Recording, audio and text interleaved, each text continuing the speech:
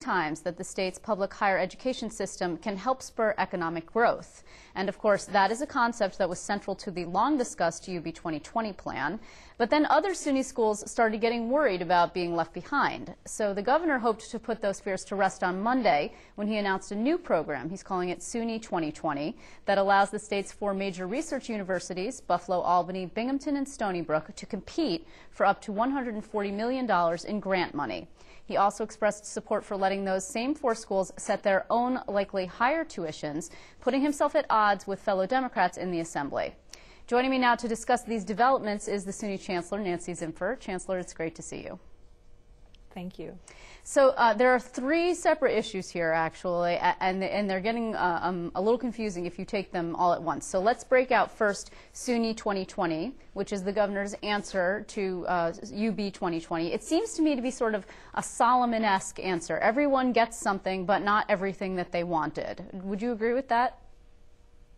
Well, I actually hugely applaud the governor. I think this is an ingenious way to launch the work of the regional economic development councils.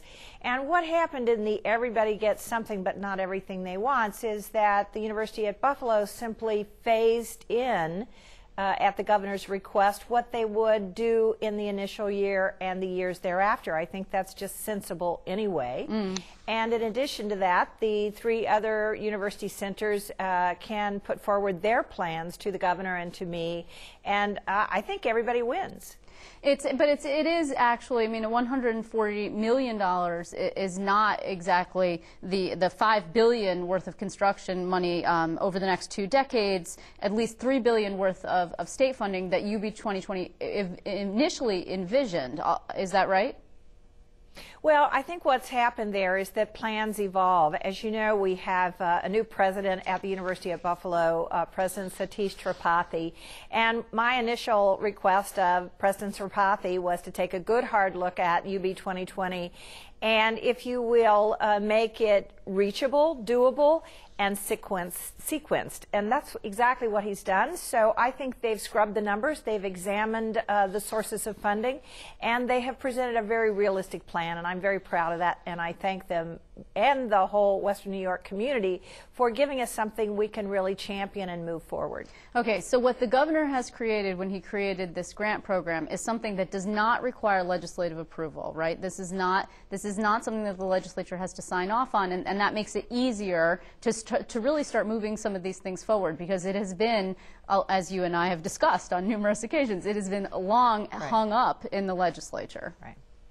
Well, this is really the golden part of this strategy, is that he committing $20 million per each of the 4 campuses, assuming they present a competitive plan for the challenge grant, and SUNY $15 million from its construction fund for facilities development. And you're absolutely right, that does not need to go through the legislature. That is ready as soon as the plans are ready.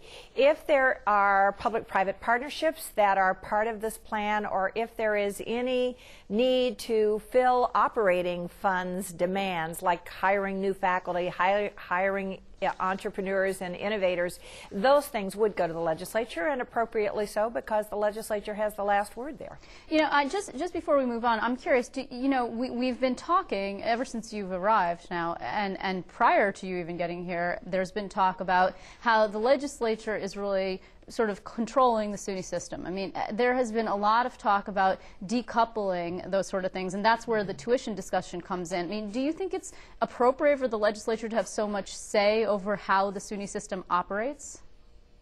Well, I think what we're moving toward is a compromise, Liz. I think legislators all over the country typically set caps on tuition, and then there is the autonomy within the Board of Trustees, as would be the case here at SUNY, to determine within that cap or that ceiling where we ought to be on an annual basis, and as we've said, hopefully maintain a fair and predictable tuition over a 5-year period.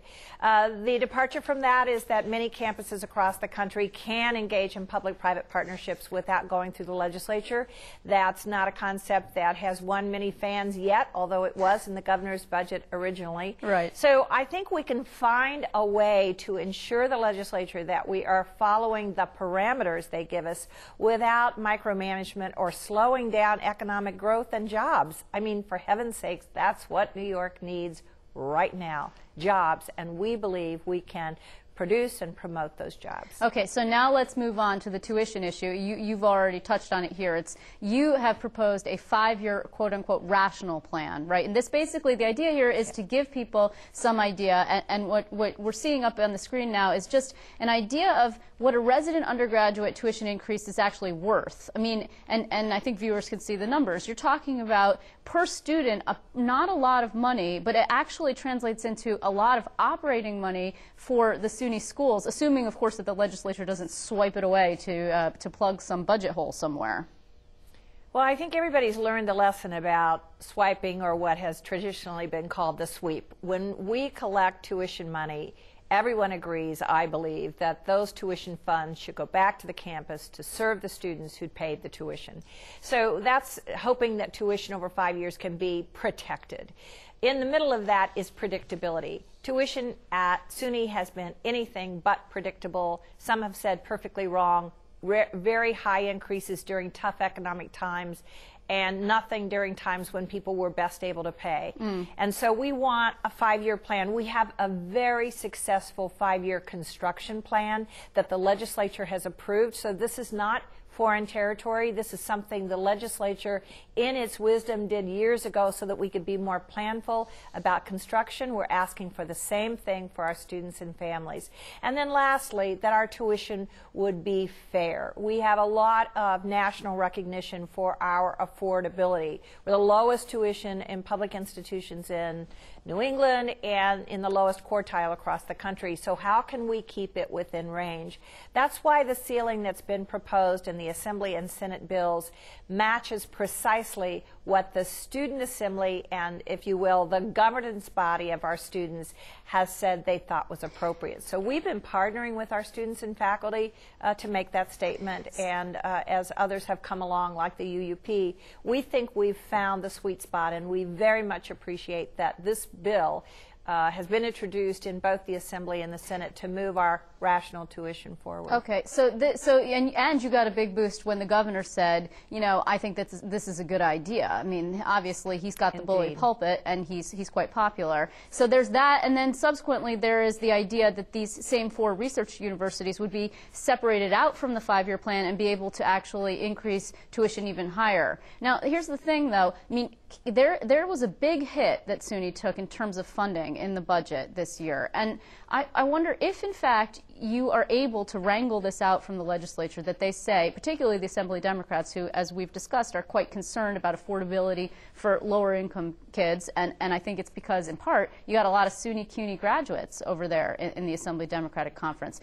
Can you guys say with some assurance, if we do this, then we will not in the future have to cut as many positions, have to curtail as many classes and services and programs, because you're seeing campuses really start to cull quite a bit?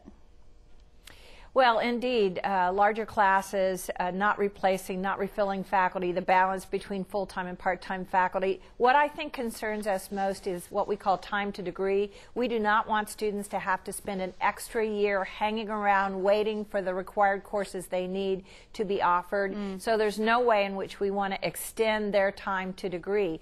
The biggest constraint to access and affordability of our campuses has been the accrued cuts that SUNY has experienced over the last 4 years. It's about $1.4 billion, and that's almost 35% of our operating budget. So, frankly, the biggest attack on access is those kinds of cuts.